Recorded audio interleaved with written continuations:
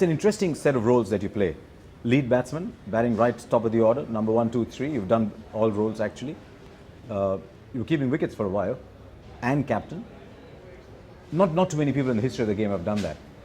They said when Alex Stewart had it that he struggled with one of the 3 duties. Is that why you gave up keeping? Well, I was asked to give up keeping long before I took over the reins as captain. The selectors told me, listen, I think we can get more of you as a batsman if you stop keeping wickets. Did you agree with that? I didn't. I protested, and I would still like to protest, but statistics, tell me that that decision was the right one, because I averaged something like in the 90s when I first gave up the gloves. So did you enjoy being a hair at backward point, it's big swoop and send the returns in? Well, I did feel the backward point in one day when I first started. I think those days are long behind me. Now I just, potter around at mid-off and mid-on. And, but generally, as someone who's done it, who's kept wickets in test matches, and now is captain, do you think that's asking too much of a player to be captain, lead batsman and wicket-keeper? I think in Test cricket sometimes it is, without a doubt. You can do it when you're young. The older you get, the more difficult it becomes. But you take people who are doing it now. Mahendra Singh Dhoni, he's got a good team with him, and at the moment he seems to be enjoying what he's doing. So I think it also depends on the intensity of the competition. Sometimes the script's written for you in the first day and a half itself. But I think other than that, the constant pressure of having to keep your keeping standards up, your batting standards up, and your level of concentration on captaincy sometimes takes its toll, yes. Has captaincy made you a calmer person? I mean, you think of Sangakkara and you think of this guy behind the stumps who's in the game all the time. I mean, you can see I'm picking my words carefully. Yeah, I know. I think I've changed. I think I've become calmer, quieter. More focused on doing the things I'm supposed to be doing rather than... You're always focused. It's just that you're doing 2 things at a time. You were talking and you were keeping. Yeah, I know, but sometimes it is more important to shut up and keep, I think. But I think you change with time, you get older, you're a bit mellower, but I think that hunger and the pride you take in your own performance doesn't go away. So if it does, I think that's the time you realize, well, you've got to stop playing. And it hasn't gone away for me. I think it's just increased.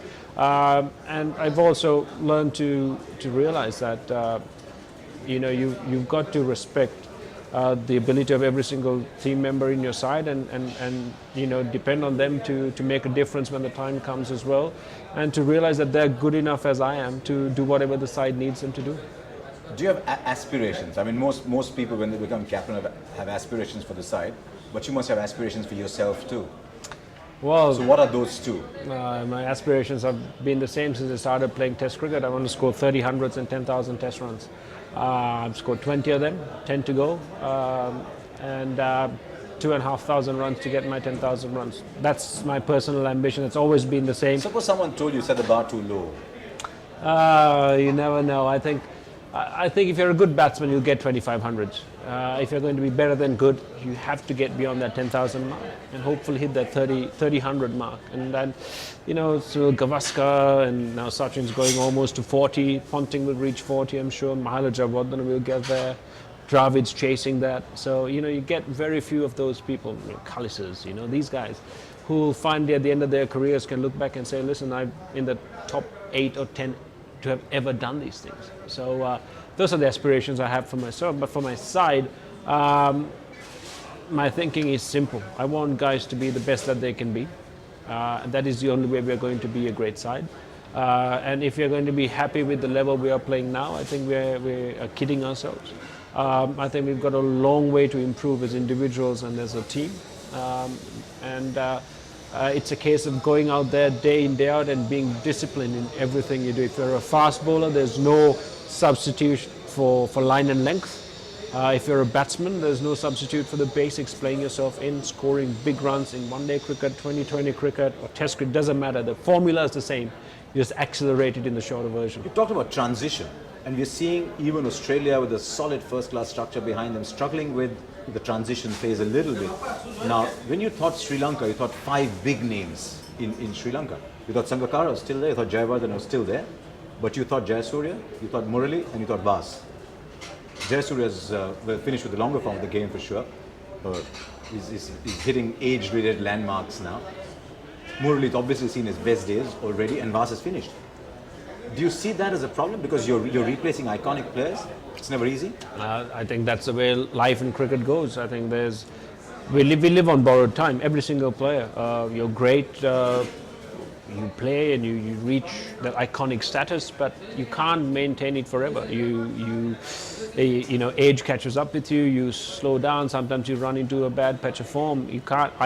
Any which way you want to put it, there comes a time when you know, either someone tells you it's enough, or you realize yourself that it's enough and you go away. You know, it's interesting you said you want your players to be the best they can be. You looked at Murli, he was clear an outrageous talent.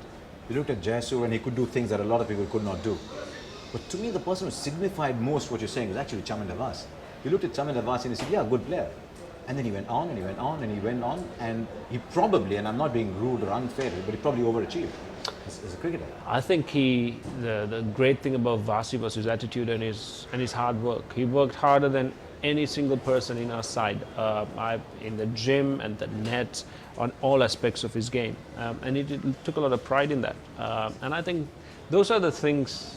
If you're a newcomer into the side, you know, you can talk to someone for as long as you want. You can talk to a great player. Sometimes you might not get anything out of that conversation that you can use.